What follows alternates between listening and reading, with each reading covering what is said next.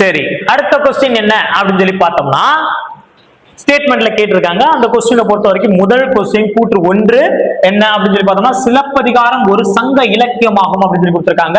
சங்க இலக்கியமா அப்படி கிடையாது. ஏன்னா இது ஒரு காப்பியம். ரெண்டாவது என்னன்னா, இது சங்க காலத்துக்கு பிறகாக உருவாக்கப்பட்ட ஒரு காப்பியமாக சொல்றாங்க.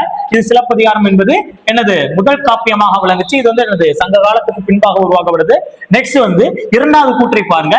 இது இளங்கோவடிகள் எழுதினார். ஆமா, இளங்கோவடிகள் தான் எழுதினாரு, அது சரியானது. ஆனால் என்ன கிடையாது, இது சங்க காலத்துக்கு முன்பாக சங்க காலப்ப வந்து இயற்றப்பட்ட ஒரு காப்பியம் அல்ல, இலக்கியம் அல்ல அப்படின்றது தெரியும். அப்ப என்ன, இது வந்து ஒரு காப்பியம், சங்க காலத்துக்கு பின்னால உருவாக்கப்பட்டது. அதனால இது முதலானது தவறானது. அப்ப என்ன வரும் அப்படின்னு சொல்லி பார்த்தோம்னா, இரண்டும் சரி இரண்டும் தவறு, ஒன்று சரி இரண்டு தவறு, ஒன்று தவறு இரண்டாவது சரி அப்படின்னு சொல்லி கொடுத்துருக்காங்க. ஆக்சுவல்ல என்ன அப்படின்னு சொல்லி பார்த்தோம்னா, ஒன்று தவறு இரண்டாவது சரி அப்படின்றதுதான். தெரிஞ்சவங்க கமெண்ட் பண்ணுங்க. தேங்க்யூ.